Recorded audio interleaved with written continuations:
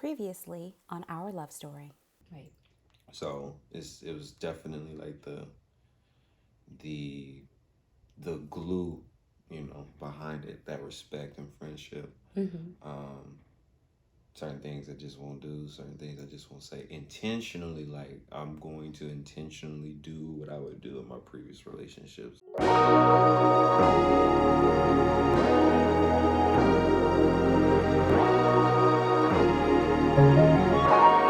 Mm-hmm. Uh, Being, closed off and, just not being mature about emotions is like, it's definitely an anchor for me where it's like, bro, you gotta step your game up. You gotta step your game up. You gotta step your game up. And like you men, you need that challenge. You need a spouse that's gonna challenge you to be your better self, not nag you and make you bitter, but challenge Mm-hmm. you where, oh yeah, you might feel some type of way, ego, whatever it is, might be whatever it may be in that moment, but as long as it makes you, man, nah, I gotta step my game up. And that's just how it was. Like when I disclosed my feelings towards her, with that, it wasn't like you know, unplanned life transition type thing. Like, okay, I'm just gonna come to you and just put up with everything I got. And I had the mindset of like, yo, you're gonna have to get your finances together. You're gonna have to get your lifestyle together. You're gonna have to, you're gonna have to come with it, bro. Like you gotta come with something. And so I think that for me, it's made me a better person. Mm-hmm. So, mm, I would definitely say I was able to become more flexible.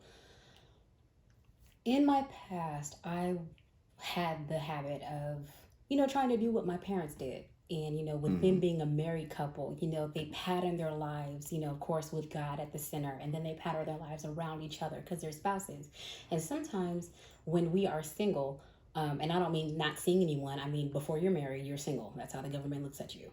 Um, Trying to pattern my life around whoever I was dating, and when it would fall apart, that definitely wasn't a good feeling. mm, So once I decided, okay, I'm just going to be by myself, I'm not going to date anyone exclusively, mm, I'm going to go away to school, and the next person that I date, I want that to be my husband. yeah, So I had all these plans of, okay, I'm going to go to graduate school, and then after that, from Chicago, I'm going to move to Atlanta because that's where I always wanted to be. And I still had that plan after we disclosed our feelings to each other. And I remember my brother had asked me, so are you still planning to try to move to Atlanta? And I said, yeah, why not? And he mm, says, well, I mean, you and Jan, like, what's going to happen with y'all? And I said, oh, well, we had a discussion. He said he'd be open to moving. And my brother said, huh. And I'm like, what does that huh mean? Like, what do you know that I don't know? mm, So that evening, we had a conversation, and I asked him again, like, would you be open to moving to Atlanta? And he said, well, maybe for a little while, but ultimately we'd have to make our way back to California. His dad had some opportunities as far as ministry was concerned, and he's thinking I might be a part of that legacy. So eventually I might have to come back if that's going to be, the case. So I said, okay, I've told everybody, I've told my parents, I've told my brother, I'm moving to Atlanta after I finish my degree. And I told him, I said, okay, just between you and me, I will look into what it takes for me to practice my skill, which was therapy, in California. Yeah, right. And oh, ladies, I'm in tears between you and me. mm. I'll look into coming back home Oh, because I had gotten so used to, okay, you pattern your life after this dude, he's going to disappoint you. And then this life that you've planned is just going to disintegrate. So this was not that. mm, So when you do make those plans with God first and foremost, at the center, and he's like, the first person that you're consulting. mm, Sorry, I say God is a spirit, not a person. Sorry, Jesus. um, Keeping him in mind and making sure that he is the first consultant in all of it, it makes a huge difference yeah, in big time. having that confirmation of, okay, now is the time, or this is the person that you can start to pattern your life around them or having them in mind along with me. Mm-hmm. So, yeah, Yeah. that being said, I made my plans to come back to California. That was February 28th, 2014. We disclosed our feelings February 21st. And Yeah. it's funny because on Valentine's Day of 2014, he had told me, okay, you can't wish anyone happy Valentine's Day because that's gonna like cause confusion. And he wasn't even trying to be petty or trying to be funny or anything. He's like, no, just we both gonna have to chill. We can't wish nobody happy Valentine's Day, opening open doors accidentally with that one text. Man, So I was like, okay, sounds good. Valentine's Day trap, boy. Valentine's Valentine's Day traps. Yo. There's thirst traps and there's Valentine's Day traps. Hey, big head. Happy Valentine's Day. Hey, stranger. Bye, stranger. Stranger. Mm-mm. Yeah, that's how you know. Got me wasting my unlimited texts. That's how you know that stuff was serious, man. Because it was like, yo, we setting boundaries and stuff. Yeah. So. And it was friend to friend, so it wasn't an issue of he trying to control you already. No, it's because we were friends and we had confided in each other, and we saw how many times we got tripped up over the decisions that we had made in the past. So with each other, we decided to do things differently. We even told our parents, and we told my brother, we told his sister, and he also told his grandmother that we were talking to each other. Yep. Excuse me, talking to each other. We didn't have to do that as adults. But in the past, we dated and talked to so many people that we could not freely bring around our parents because we already knew the plans that God had for us weren't aligning with the people that we were trying to match ourselves with. So then, of course, our parents, them being, the Christian foundation as well, they would ask those questions, the $1 million question. Well, is this person saved? Right. Well, then, no, I don't think I'm comfortable meeting them if there's a possibility that they might not be around for too long. If they're not going to be marriage material, I don't want to be meeting a bunch of people that you're talking to. Oh. Yeah, it was just that third and fourth and fifth layer of accountability on top of it. Like, it was thick. So yeah. Any opportunities of going left and sour and stuff, it's like, well, we're adults, we do what we do, but at some point you gotta encounter, especially living with your parents at the time. Us both living with our parents at the time, like. Yeah, so, I was still in Chicago, but because I knew I was coming back to California, that meant that for a period before the wedding, I was going to be living with my parents too. So. Yep. So. If you're living with your parents, it's so much easier if they like the person that you're dating. Yeah. Yeah. It helps. It helps. It helps. So you're going to see him again, huh? Right. Oh, giving them all types of names, like on Think Like a Man. She's calling Candace Tandis. Petty.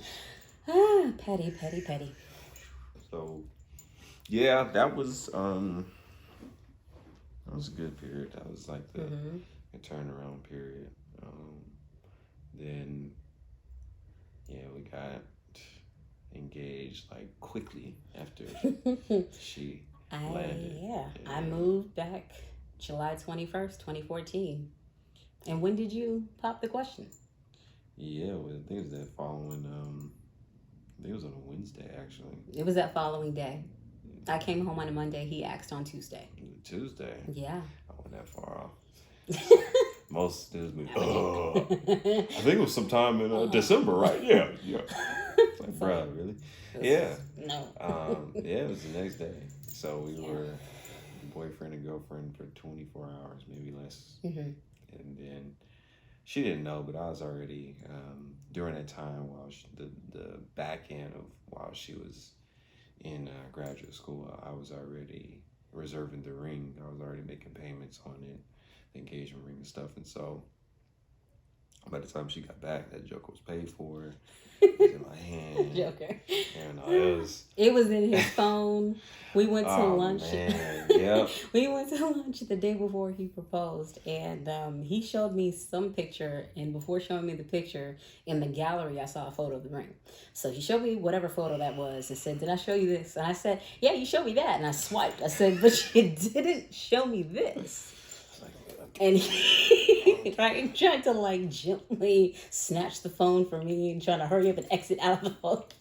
Man, let's thank God that it was for something like that. Right, that it was a ring and not something else. Some other stuff like, oh, who's that? I don't know what that was. Oh, man. This isn't my phone. Yeah, somebody planted this phone. I don't know. I got it. Right. So, but yeah, that was. How did you open it? How'd you know the passcode? Hey, man. Because us women, we would ask those questions like, okay, so it's not your phone. How'd you know how to access everything in it? Hey, we tech dudes, you know what I'm saying? We do. We text. We techies. It is, but it is. I'll be at Best Buy like every day. So. Right, find some excuse. Yeah. Just be lying like Aladdin. But I really am a prince. Yeah, so yeah, that was awkward. But, somehow a good awkward though. Yeah, it was good. It was just the awkward of like it was supposed to be tomorrow's the surprise type thing, but And I had no clue. I knew that he had asked my father for my hand in marriage, and because he told me, but I didn't know when he was going to propose. Yeah. So the proposal was going to be a surprise, whether I saw the ring beforehand or not. Because I just figured, oh, you took a picture of a ring. This must be like your baseline. I didn't think it was the ring. Because I didn't ask any more questions when I saw how embarrassed he looked when I saw it in the phone. So. I think it was. I wanted to say it was like a template ring or like a what? I think. Let me try to. No, it was the ring because it was on like the sample little finger thing. Yeah. The mannequin finger. It was on that, so it was like, you can't come back from that, bro. Like you're gonna get questions. Like, so what's this? Your voice get hot. It was just. I was looking at it at the store. The one time I didn't ask any questions aside from no, I didn't even ask any questions. I just said you didn't show me this, and then when I saw how he reacted, I was like, whatever. I was super clueless. No questions that day. Yeah. I guess engagement day then. We went to one of our favorite areas out here in Bakersfield. We walked around and we went and got something to eat. That day I was just, it's that day, and guys that's married, you know what I'm talking about, like the proposal day. Yeah. You know what's going on in our minds, and like everything is going on in our heads. Like, what's the best time? What's the best way? How you gonna do it? You gonna, of course, are you gonna get on one knee? Are you gonna do something special? Are you gonna? It's just. You gonna do a dance solo, or what you gonna do? What's the plan? Like, right. We went to a Mexican restaurant, so it's like, what you gonna do? You gonna put the ring in a quesadilla or something? Like, what are you gonna do? Like, so I know you were thinking about it that heavily. It's like, you gotta figure this thing out, man. You can't just be out here, just out here. But I guess that was it. Like, it was that leap of faith where it's like, you are putting yourself out there. So I was like, okay, what we'll do is we'll walk back to the seating area, and there's where it's gonna go down. So we'll walk, the plaza, and then we'll walk back. And then when you get back, it's no turning back after that. Like, your life will never be the same. Like, from my perspective, like getting ready to pop the question, like from that moment, guys, you guys know your life is never gonna be the same. It's now you two, like, on a different level from here on out, right. Being a couple, stuff don't work out, God forbid. But it was just that moment of committing, like no turning back, like this is it.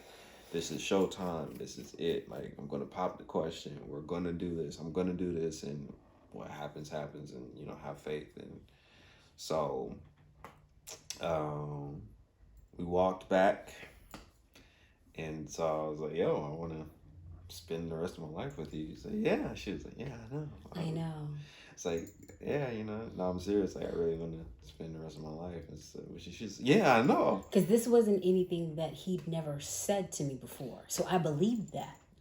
Confirmation type thing, affirmation type thing, she figured. So, yeah, I was like, nah. And then got down on one knee.